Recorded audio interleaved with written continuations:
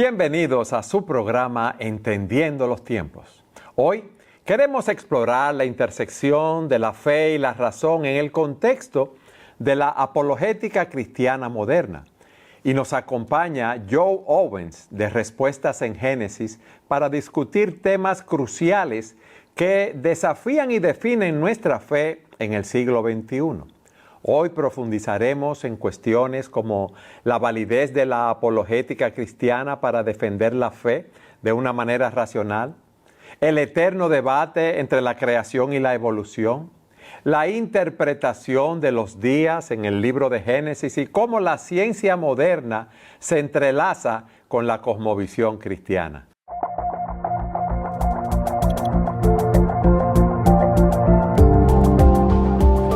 Para esto, como dijimos, tenemos con nosotros a Joe Owens. Joe, bienvenido. ¿Cómo estás? Muy bien, muchas gracias, hermano, por este gran privilegio. El privilegio es nuestro de tenerte en este programa. Tú tienes muchos años hablando de apologética, estudiando el tema de una manera, para presentarlo de una manera sencilla y de una manera bien profunda también. Y eso es una bendición de Dios, tener recursos como tú. Es un privilegio, no sé qué tan profundo, pero... Joe, vamos a empezar preguntándote que realmente la apologética cristiana busca defender y presentar la fe de manera racional y convincente. ¿Esto es así, esta aseveración? Sí, yo creo que en términos generales, sí. Siempre cuando entre los cristianos entendemos qué es el lugar del razonamiento, porque lamentablemente, especialmente en nuestros días, varios usan la apologética poniendo el razonamiento humano por encima de la palabra de Dios, como si el problema con el mundo se trata de una brecha racional para creer en Dios. Y solo si se pudiese conciliar su brecha racional, ellos correrían a los brazos de Cristo y siempre queremos recordar que el problema es espiritual. Se trata de la necesidad de un nuevo corazón. Y creo que la apologética se usa para responder a dudas, siempre reconociendo que el poder de Dios para salvar es el Evangelio. A mí me gustaría que habláramos, como dije en la introducción, de creación versus evolución. ¿Existe un conflicto irreconciliable entre esa teoría de la evolución y la cosmovisión cristiana de la creación? Sí, yo creo que lo implícito en la teoría es el conflicto, porque la palabra evolución es cambio, y nosotros sí creemos que hay cambios, hay gatos pequeños, gatos grandes, gatos color amarillo, gatos negros. Hay variabilidad dentro de las clases creadas por Dios. Pero cuando muchos usan la palabra evolución, es lo que decimos en inglés una palabra cargada. Lo que están asumiendo es la teoría de evolución de Carlos Darwin, en la cual toda la vida, planta, animal, humana, tiene como un tronco en común en un árbol evolutivo que Darwin escribió como una forma de árbol en su libro de 1859, El origen de las especies, donde no hay un creador como dice en Génesis, de aves, de animales terrestres, de animales marinos, y luego que Dios hace el hombre del polvo de la tierra. Dicen que toda vida emerge de un accidente en común. Y esas suposiciones sí están en conflicto con la palabra de Dios. ¿Cómo es eso que todo emerge, según los evolucionistas, de un accidente común? Sí, bueno, esta idea ha estado desarrollando y cambiando, pero la forma actual del origen del cosmos, o lo que llaman los cosmogonía, el estudio del origen del cosmos, se basa en una hipótesis que se llama inflación cósmica, pero conocido coloquialmente por Big Bang, que toda la masa del universo, si consideramos la masa de cada estrella, cada galaxia, la masa del planeta Tierra, todos los otros satélites naturales como lunas, planetas, todo se encontraba en un punto pequeño hace casi 14 mil millones de años. Entró a la existencia de la nada. Y de la nada entra, y ese punto lo llaman singularidad cuántica, pero es un punto de masa, y como un globo expande, no explote, tiene una expansión, y al enfriarse, caliente se forman elementos, y al enfriarse, ahora tenemos como planeta Tierra, la Luna, y en todo el universo, y de alguna manera, en nuestro planeta creen que llegó agua líquido, que es lo menos común en el universo. Solo tenemos evidencia directa de agua líquida hasta hoy en planeta Tierra, con una atmósfera que lo detiene. Y con agua creen que lo necesario para la vida de alguna manera se mezcló, que son lípidos, glucosa, ADN, proteínas, y empezó como en un caldo de formar vida autorreplicante, y luego de alguna manera emergió la reproducción sexual entre macho y hembra, y de ahí sale plantas, animales, y dentro de la rama de los animales, unos seres simiescos que se separan en varios grupos. Unos se convierten un día en chimpancés, gorilas, otros se convierten en Homo sapiens sapiens, o nosotros, los seres humanos. Eso es el panorama grande de la idea de la evolución, lo cual absolutamente creo que contradice la palabra de Dios en todo aspecto. Pero hace falta mucha fe para creer eso de la evolución, ese sistema así. Sí, dijo Jonathan Edwards, porque uno dice, ¿cómo es que la nada puede producir todo? Y Jonathan Edwards definió la nada. La nada es aquello con que sueñan las rocas cuando duermen. La absoluta nada creó todo. Hawkins en una entrevista dijo, pues tengo que suponer nada porque no hay manera de observar lo que precede ese momento. Y es increíble de tratar de llegar a un entendimiento, cómo la nada puede producir todo, y con todo el diseño, lo que llaman simbiosis, por ejemplo, en nuestro planeta, la interdependencia entre, por ejemplo, abejas y flores y humanos, con plantas que producen dióxido de carbono, que absorben dióxido de carbono, producen oxígeno, y nosotros al revés. ¿Cómo todo esto puede llegar a donde está hoy? Es increíble. Y muchas de las falencias de estas teorías están causando problemas hoy, especialmente inteligencia artificial. Porque las metas de los gigantes de la tecnología de llegar a lo que llaman inteligencia artificial general es una inteligencia artificial que tenga experiencias subjetivas y puede pensar de manera abstracta. Y solamente los humanos hasta el día de hoy sabemos que podemos pensar de manera abstracta. Es así. Y déjame decirte algo. Si sigues profundizando sobre ese tema, nos va a salir humo de la cabeza. Me explico, de lo caliente que se pone en ese sentido. Para mí, yo no lo entiendo que de la nada puede salir algo, y pueden salir diferentes especies, animales, vegetales, puede crearse un ser humano en el interior de una mujer y ese tipo de cosas. O sea que, como te dije hace un momento, Joe, hace falta más fe para creer en la evolución que creer en un Dios creador. A mí me gustaría que habláramos de la literalidad del Génesis. ¿Cómo nosotros debemos interpretar esos primeros capítulos? Porque yo contigo quiero ir a lo seguro, que es la palabra de Dios.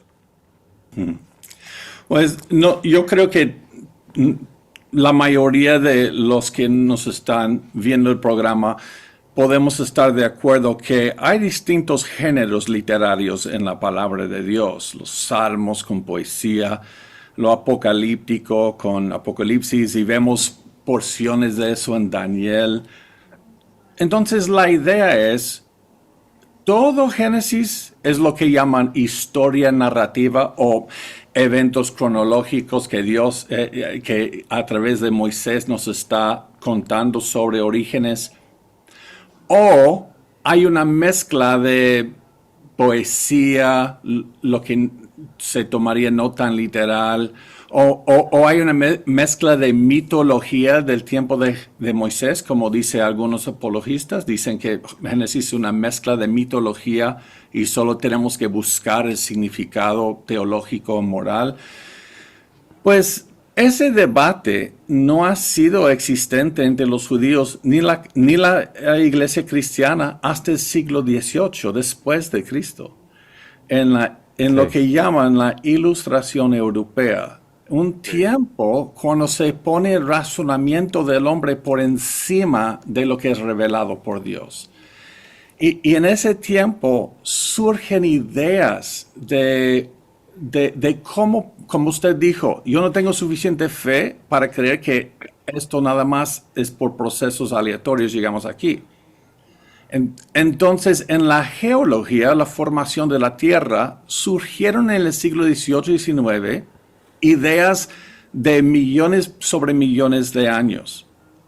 Y muchos en la iglesia dijeron, pues al menos no están tocando a Juan 3:16, no hay problema. Entonces vamos a ver cómo podemos reinterpretar porciones de la Biblia, porque al menos no están tocando la cruz. Sí, pero el punto es este. ¿Es Génesis una narrativa histórica literal? Yo estoy convencido que sí. Y de hecho, en la historicidad de que se ve que es narrativa histórica también, solo reciente se propone distintas maneras. ¿Y cómo lo puedo saber? Pues yo creo que podemos estar de acuerdo que lo que llaman exégesis intertextual. Ahora, ¿qué es esa palabra grande o dos palabras grandes? Como la Biblia interpreta la Biblia. Ahí ya no puede haber debate. Si Jesús cita una parte del Antiguo Testamento o otra parte, otro autor cita una parte, otro texto y dan la interpretación, allá se acaba el debate de cómo interpretar.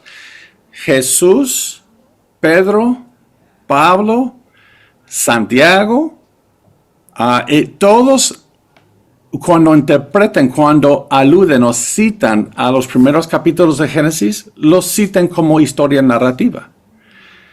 Y de hecho, la genealogía que va de Adán a Jesús en Lucas 3 se basa en los primeros capítulos del Génesis. Si no es literal, entonces Jesús, según la carne, vino de una historia mitológica hacia lo literal, como que pierde todo sentido. Y entonces, ¿qué implicaciones tiene nuestra interpretación para nuestra comprensión de la creación y la ciencia? Las implicaciones son graves, solamente a veces no las consideramos al considerar otras maneras de acercarnos al Génesis. Por ejemplo, si nosotros adoptamos una postura de que quizás los días de la creación no fueron días, sino eras o épocas, eso coloca millones de años en Génesis 1 antes de Adán. Y se hace eso para explicar la estratificación geológica, como las capas. Si uno ve en el Gran Cañón, yo que soy norteamericano nunca he ido al Gran Cañón, eso casi es pecado. Pero si uno puede ir y buscar imágenes en línea de un cañón, puede ver capas de roca. Y la idea es que esas capas se formaron lentamente antes de Adán, para los que colocan millones de años en Génesis 1. Pero esas capas de roca están llenas de fósiles que muestran actividad carnívorosa, que animales se comían entre sí, que hay señales de tumores cerebrales, de cáncer, derrame de sangre, violencia. Entonces, si nosotros interpretamos millones de años en Génesis 1, eso es colocar la muerte, el cáncer, el sufrimiento, animales comiendo otros animales, antes de la caída del Adán. Entonces sería el cáncer parte de la buena creación de Dios. Si empezamos a hacer eso. Y eso socava mucho del fundamento histórico y teológico del Evangelio. Y dice Génesis 1 que cuando Dios creó todas las bestias sobre toda la faz de la tierra, les dio toda planta verde para comer. Entonces, ¿cómo podemos decir que hay fósiles de animales comiendo otros animales antes de Adán? Y hay fósiles de espinos y cardos. Y sabemos que espinos y cardos son resultado de la caída en Génesis 3. De hecho, la gran mayoría de los teólogos que niegan que Génesis 1 es literal, no creen en el diluvio tampoco. Creen porque en la geología o tenemos evidencia de un diluvio global que asentó las capas, o de millones de años de erosión y acumulación. No podemos tener ambos. Entonces, no perdemos el relato del diluvio y lo que apunta hacia el juicio venidero. La palabra día en el hebreo se traduce como un día de 24 horas. Yo creo que sí. No siempre la palabra yom es un día literal, al igual como en castellano. Yo puedo dar un ejemplo. Allá en los días de mi abuelo, se tardaban 10 días manejar durante el día entre México y Sudamérica. Acabo de usar 3 maneras de interpretar día. Allá en los días de mi abuelo es como en el tiempo indefinido, una época, la era de mi abuelo. Se tardaban 10 días, son días literales de 24 horas. Durante el día es la porción solar de un día, así que son los 3 usos ahí. Entonces, ¿cómo puedo saber cuál es el uso de Yom en Génesis 1 entre los días de la creación? Si fueron 6 épocas, 6 días, y nadie va a decir que 6 porciones de luz solamente, así que el debate está entre estos dos. Pero por eso tenemos contexto. En todo lugar fuera del Génesis 1, que la palabra Yom se acompaña con un número, noche y día, siempre es un día de 24 horas. Joe, aunque no lo creas, solo nos quedan 10 minutos de programa y está muy interesante. A mí me gustaría que tú nos explicaras lo que la teoría de la Tierra Joven y la Tierra Antigua para que nuestro público lo entienda. Sí, muy bien. Lo que llaman Tierra Joven es que los 6 días de la creación son literales. Adán es creado en el 6º día. De Adán a Abraham son alrededor de 2000 años. De Abraham a Jesús, 2000 años. Y de Jesús a nosotros hoy, aproximadamente 2000 años, siendo aproximadamente 6000 años. Y eso lo llaman Tierra Joven, porque la idea de Tierra Antigua es millones de años entre la creación y Adán, y luego de Adán a nosotros entre 6 a 10 mil años. Y entonces tenemos una perspectiva millones de años, otra perspectiva aproximadamente 6.000 años. Por eso se dice Tierra Joven, Tierra. Entonces, vamos a ver cómo podemos integrar la evidencia científica en nuestra comprensión de la creación. Explícanos eso. Yo creo que antes de llegar a la evidencia, primero es usar una cosmovisión bíblica.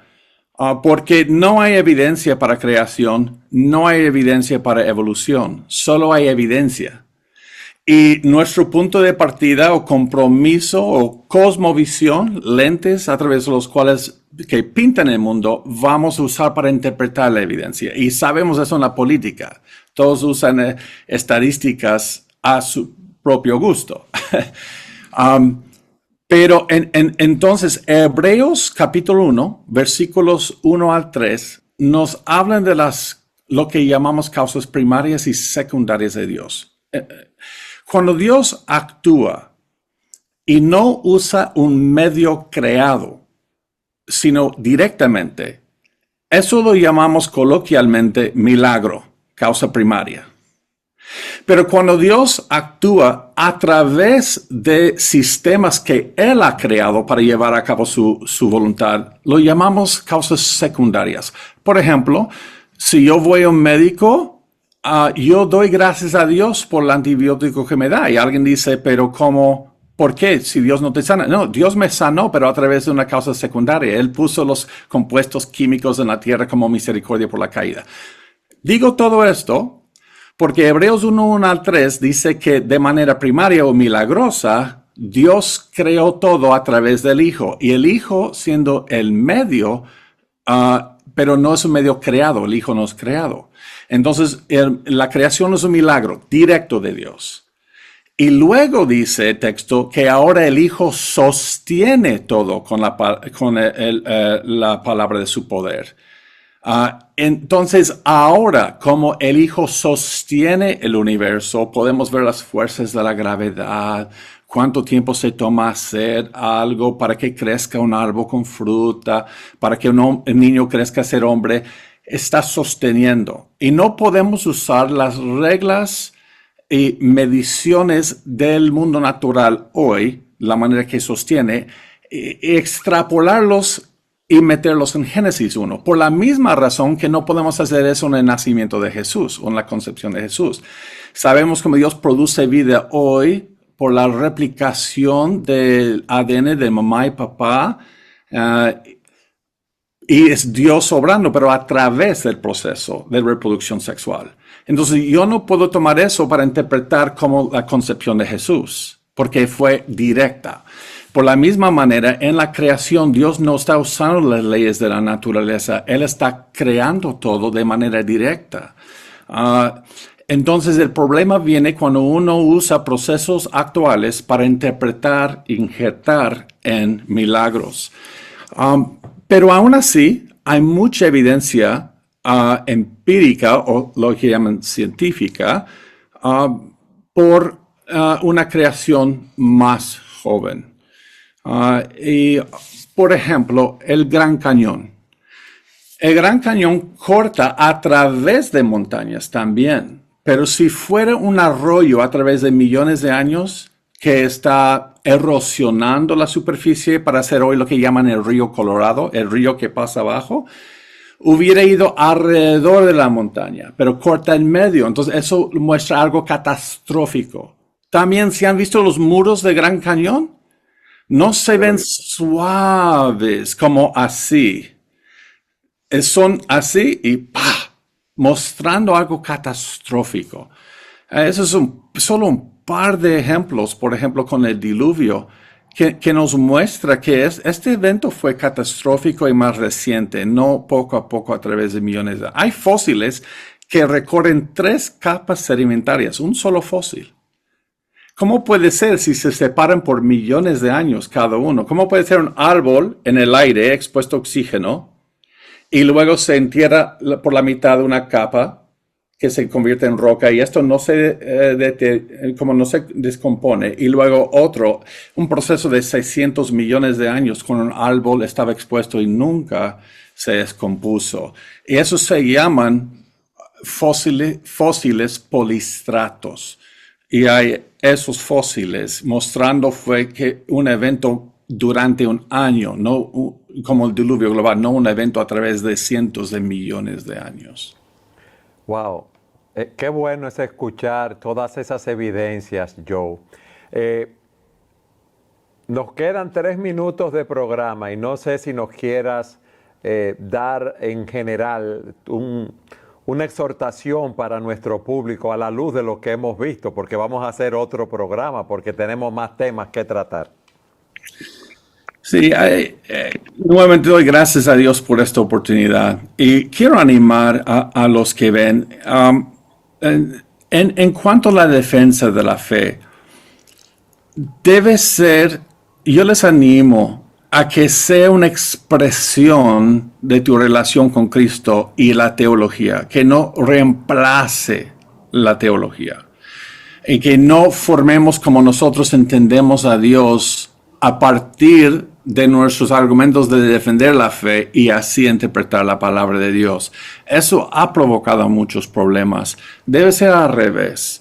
Primero es la autoridad de la palabra de Dios y de ahí mana un entendimiento bíblico para interactuar con un mundo perdido, pero nunca avergonzándose del poder de Dios. Me han dicho entrando en debates universitarios, solo no mencione el nombre de Cristo. Y digo, no puedo. Y nunca ha ido tan mal mencionar a Cristo, pero esa presión que está en el mundo hoy nunca se avergüenza en el Evangelio. Pero hemos de profundizarnos más y interactuar con un mundo perdido para la gloria de Cristo en su iglesia. Amén. Joe, gracias por habernos acompañado. A usted, gracias a todos los que están viendo, escuchando. Y gracias a todos ustedes por también acompañarnos en esta enriquecedora conversación con Joe Owens. Hoy hemos tenido la oportunidad de examinar cómo la apologética cristiana se posiciona frente a los desafíos intelectuales y espirituales del siglo XXI. Hemos abordado desde la interpretación de la creación en Génesis hasta la relación entre la fe y la ciencia, destacando la importancia de un enfoque informado y respetuoso en nuestros debates. Y esperamos que estas perspectivas que hemos compartido hoy con Joe les inspiren a reflexionar más profundamente sobre su propia fe y cómo esta puede dialogar efectivamente con el mundo moderno. No olviden seguir explorando estos temas, buscando siempre, sobre todas las cosas, la verdad en amor y en respeto mutuo.